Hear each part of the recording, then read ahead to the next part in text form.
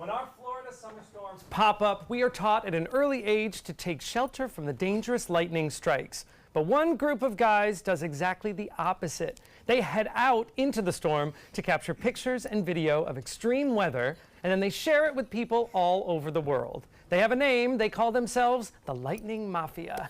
We welcome Ryan Blass and 3 of his members of the Mafia. Welcome, guys. We've never had the Mafia at our table before. Thank you for having us on. We're the friendliest Mafia that you'll ever meet. Oh, this is exciting. Yes. So before we start talking about the pictures, we want to get a chance to meet each one of you. So let's start. Just introduce yourself, starting with Ryan. I'm Ryan Blass. I live here in Sarasota. Been doing this for about 3 years now. All right. I'm Matt Smith. I also live here in Sarasota. Same period of time, about 3 years, professional photographer. And I'm Val Vasilescu, also from Sarasota, and I've been doing this for about 7 years. Yeah, freelance photographer in town, Dylan Cox, and think about 4 years for the storms. And we've seen a lot of your pictures on our news. I know our chief meteorologist, Bob Harrigan, uses your photos a lot. So if your names sound familiar, that could be one of the reasons why. So you all are you're storm chasers, really, when you think about it. What are you trying to capture when you go out into the storms? Well, we're trying to capture kind of the beauty and the raw power of nature, in this case lightning, and we're trying to put ourselves in situations where we're out there and we're capturing this stuff so viewers at home can view this from the safety of their couch. They don't have to go and put themselves in harm's way to check the stuff out. But we love this stuff, and it's our passion to kind of get out there and share this stuff with the world. Got a lot of people in a lot of places that don't have the storms that we do. This is the lightning capital of the United States, and so it's there's people all over the place that are like, I wish we had storms like this, and thank you so much for sharing it. And that really encourages us to get out, keep putting ourselves in potentially stupid positions sometimes, just to get the shot and share it with the world. Well, we appreciate that you're doing it and we don't have Yeah, to. yeah. So I know some people get lucky and they just happen to be in the right place at the right time to get the right shot. Matt, they say you're kind of the science guy of the group. I am a biologist by trade. All right, then how do you know where it will be so you can chase it? It's 100% magic, and only we can do it. All magic. No, there's a lot of skill, a lot of, I guess, getting used to it, but then there's science involved, and with the modern radar technology, there's some rather expensive but useful radar applications, and you can look at different radar products and tell a lot about a storm, whether it's going to have the development potential to produce lightning, and so then those are the ones you go for, and then it's a whole bunch of driving, trying not to die, and hoping to still get a good shot. All right, let's take a look. You know, you're 4 different photographers, but you can all capture the same storm differently. So these are 2 pictures of the same storm, but captured differently. Whose were these? Who's the first one? That one's Dylan's. The first one was mine. Okay, same storm, but different angles. Do you guys each have a different approach when you go out there? Yeah, well, it's kind of the fun part is, everyone's got a different lens or different camera settings, and, we try not to completely stand on top of each other with our cameras, so we have a different composition.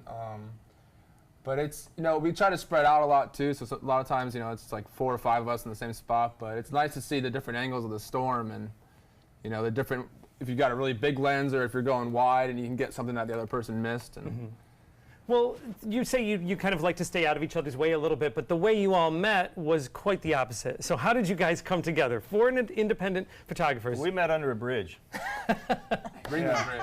Yeah. We did, all of us. Yeah, I remember my side of it. I showed up and all these guys were there, and I was a little angry because I thought this is going to be a really cool shot to shoot from, and then there's these other people there that now I'm in competition with, but here we are, 3 years later, and we're on the news shooting together. So.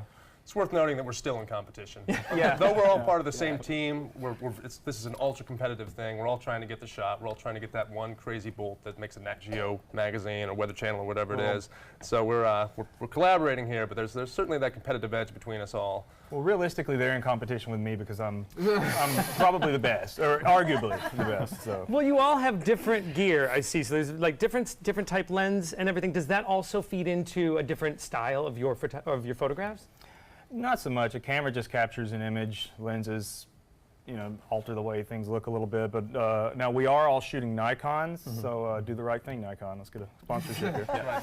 Well, I think we have to ask the obvious question, which is you're carrying around a metal tripod. You have this gear on you. You're going out into a storm. Are you concerned? What about the safety aspect? No. Oh, it's terribly unsafe. Val, would you like to touch on that? Yes, I do most of my photography right from the beach, and actually the closest lightning bolt I ever have seen and captured was just a few feet in front of me on Lido Beach. And there is a danger to it, but I try to just stay low to the sand as much as I can. Sometimes I dig into the sand a little bit, maybe put some distance between me and the tripod. But as you do this throughout the years, you learn little things that you can do to stay a little bit safer. Well, that makes us breathe a sigh of relief a little for your own safety. But let's look at some of the pictures. Tell us whose picture it is and what were the circumstances. That's my shot, and that was from the recent day when someone got hit out on Siesta Keys. So that was a dangerous one. That might be the closest strike that we've almost seen, or at least the closest strike I've seen, and the loudest one. So Wow. a direct hit on a marker in the bay. Okay.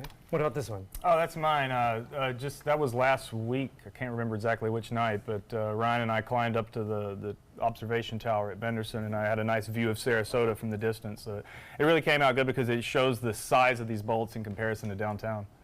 I know Linda was wondering, as we look at some of the other pictures, Linda was wondering the logistics of you saying you're climbing up a tower. You know, Linda had wondered, do you get out of the car, run out of the park, run around, get the picture, then run back in? I mean, how close to does it get sometimes?